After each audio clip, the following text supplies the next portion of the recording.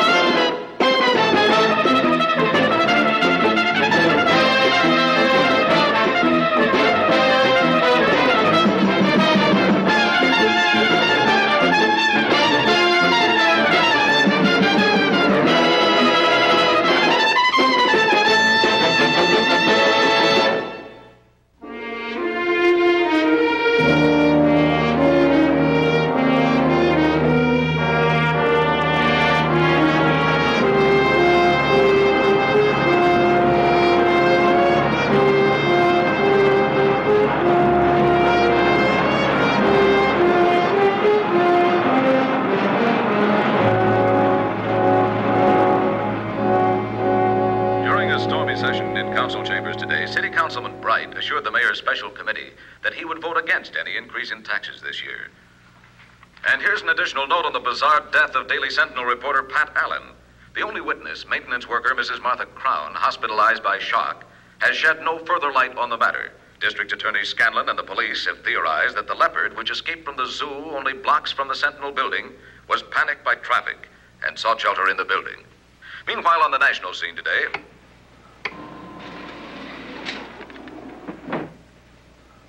But how could the leopard have gotten to the city room 8 floors above the street? And why would it kill Pat Allen? That's something we have to find out. How's Mike taking it? Badly. He's in there now cleaning out Pat's desk.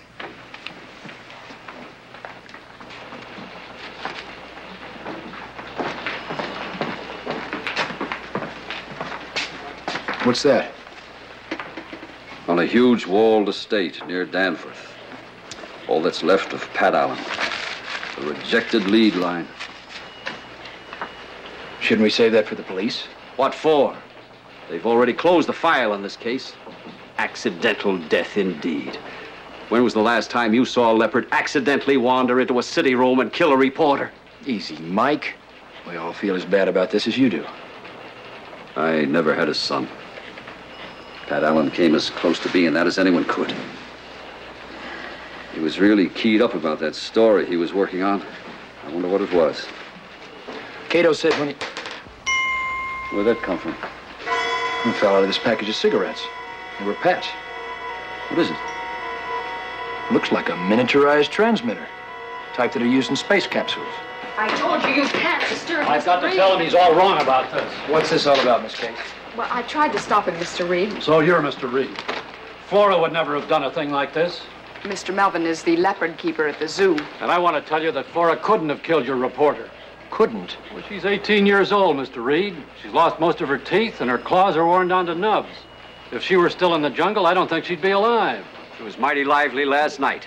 Did you write this story? So happens I did. Why? I've lived with these animals all my life, and none of them would hurt anyone. That's something poor Pat Allen might find hard to believe. The boy was just starting a great career, and it went out that window with him. Thanks to your leopard. Oh, Mr. Reed? Mr. Reed? Where will you be? At home. I'll be back in about an hour. Well,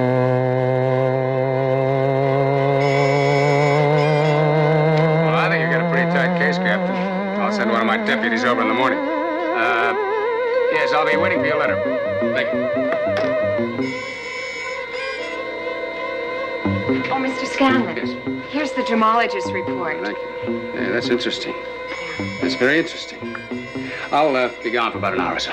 Right.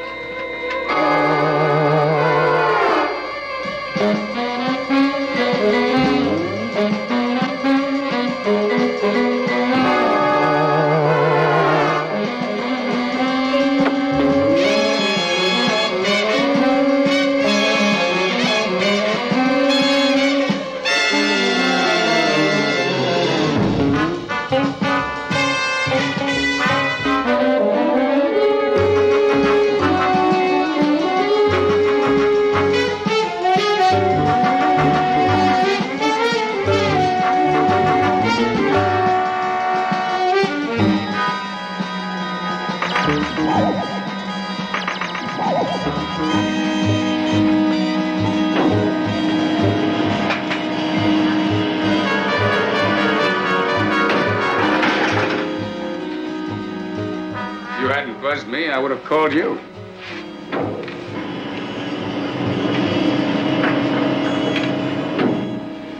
There's one piece of evidence that I withheld from the press.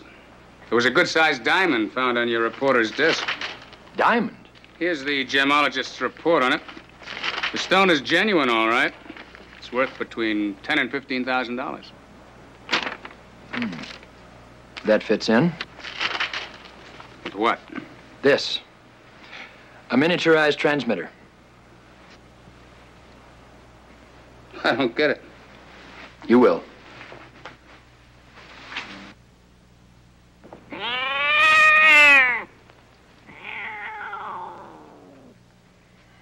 Now do you understand? Should I?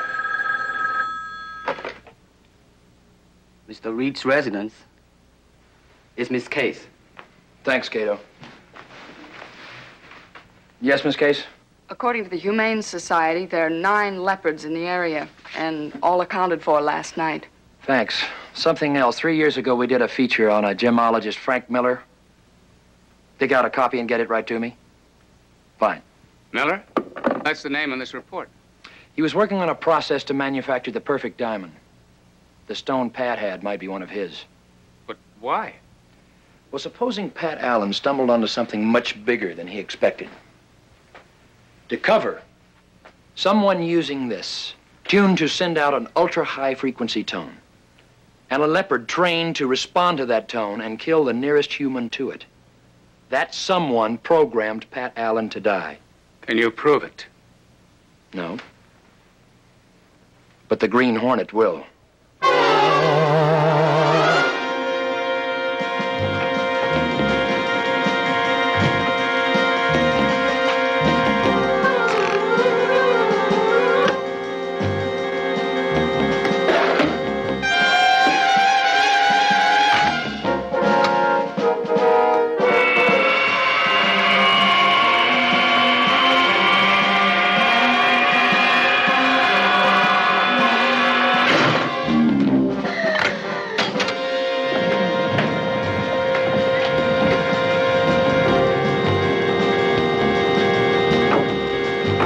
Scanner, Cato.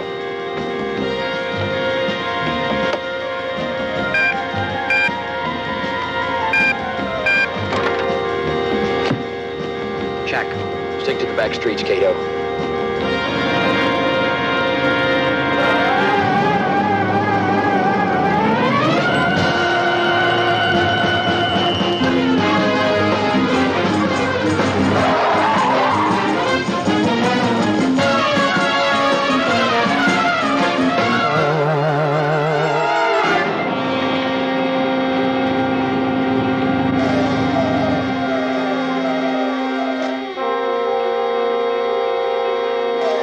I'll go in alone, Cato.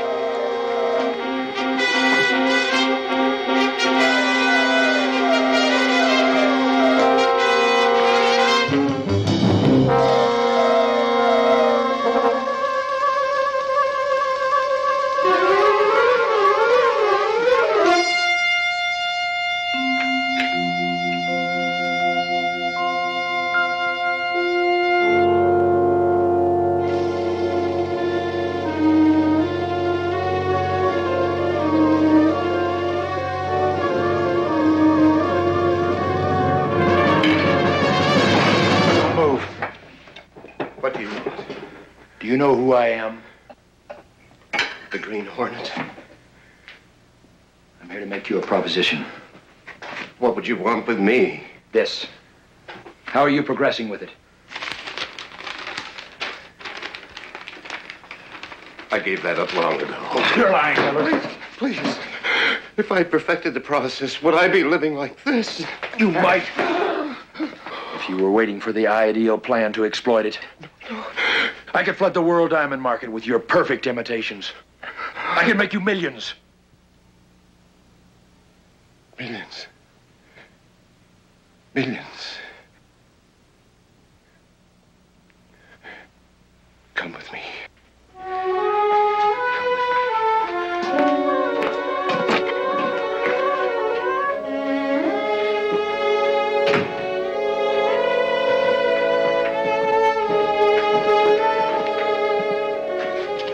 This is the oven.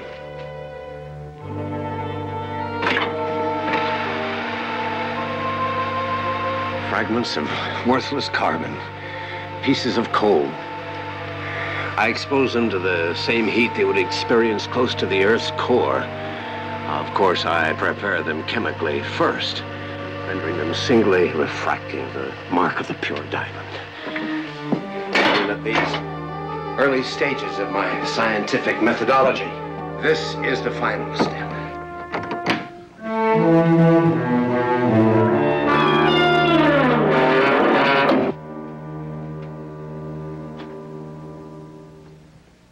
Come closer.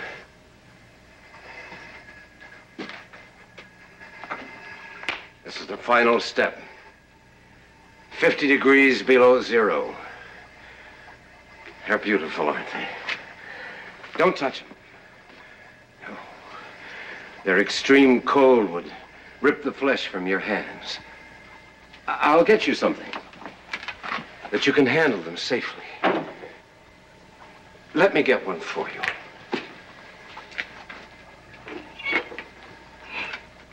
There. Isn't it beautiful? Examine it. Look at it. Have a good look at it. Examine it closely.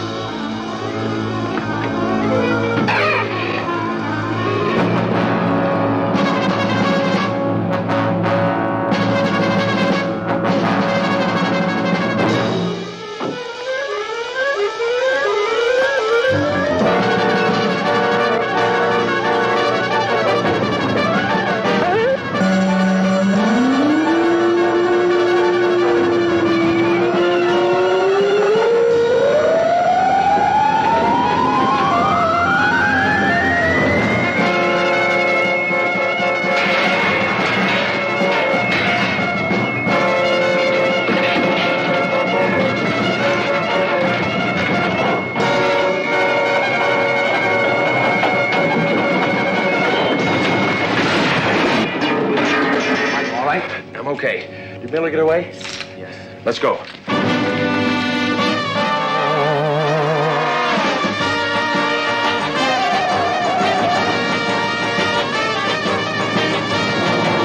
Cato, Activate the scanner generator.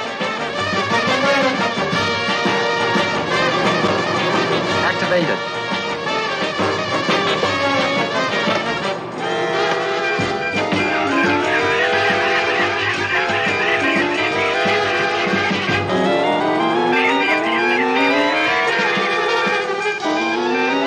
Scanner aloft.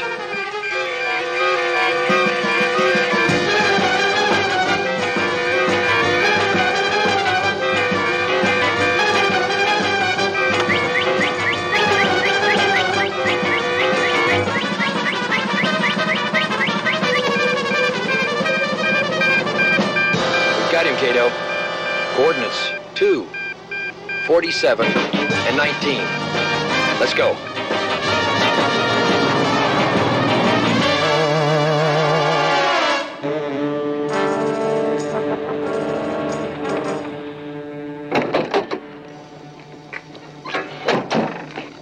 I've been here before as Britt Reed. The widow of Bella DeLukens lives here. He was one of the wealthiest diamond merchants in the world. Do it this way. This is my district right here. Yes. I disagree. Nobody else is going to interfere. Gentlemen, please let's come to order. May I begin this meeting by expressing my regrets to Professor Miller. I know it was a trying experience, but we hope well worth it. And now for the business at hand. First, let me read you a note from Jeremy Clark, our Far Eastern representative. Just a short note to acknowledge your inquiry of June 2nd. I will forward all requested information in the month. What was that? Only a pet, gentlemen. And also my burglar alarm.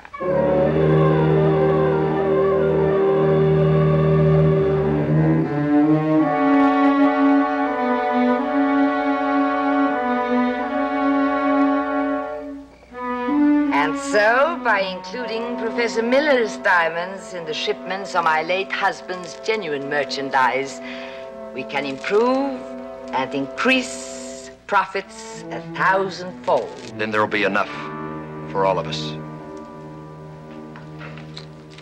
You told me you got rid of him. I thought I had. The Honorable Mr. Miller. Please. I was frightened. No need to be. Now that we're partners. I don't know of any such arrangement. 5 years ago, I accepted the responsibility to manage my late dear husband's business. It does very well, and it's quite legitimate. Naturally. But you cut me in, or I cut you out. And I want half. And how do you propose to do that? By informing the International Diamond Merchants Association of your operation. You know my terms. Take them or leave them.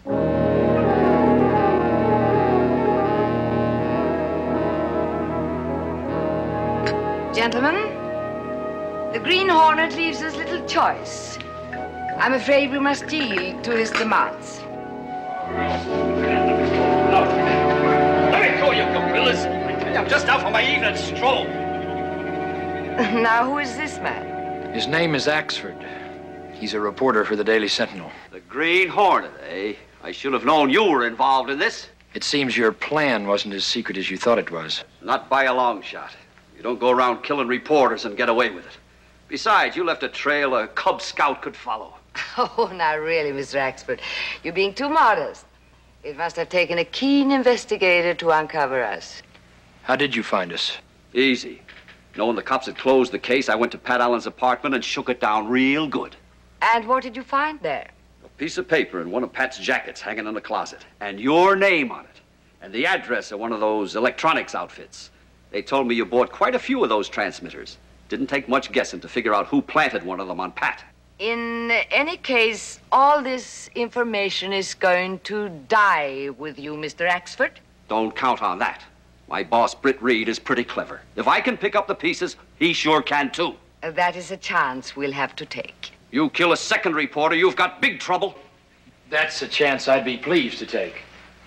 My first contribution to our partnership. Why, you... Let go! Let go! You can't turn me over to the Green Hornet. I don't mind dying, but if someone's got to kill me, let it be anyone but him.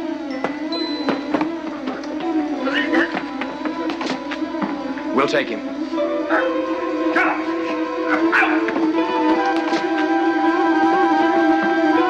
I'll be in touch. Partners. Nothing to concern ourselves about, gentlemen. That partnership will be dissolved in a matter of moments, you see.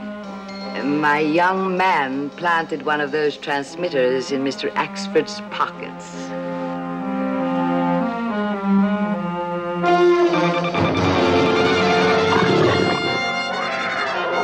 She's released the leopard. Double cross. Now, isn't that beautiful, Wyatt? We better make our stand here. That cat can outrun us.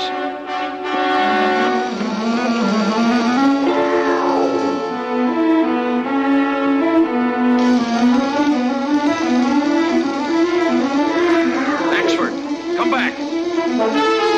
Axford.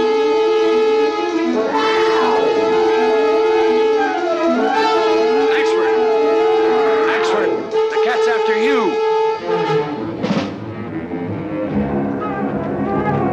Axford.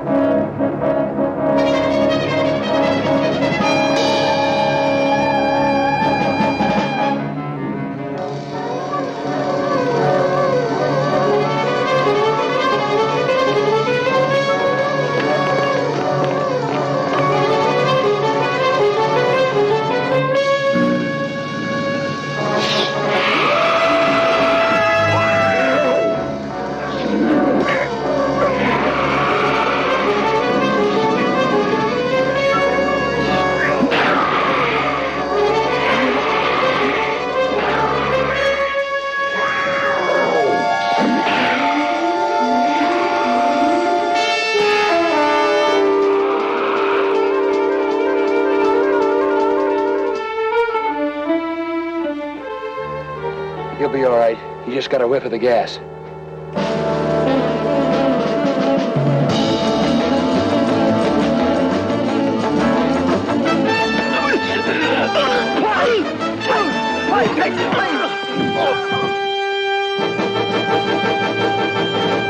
Let's get back to the house. The time has come to end a beautiful partnership.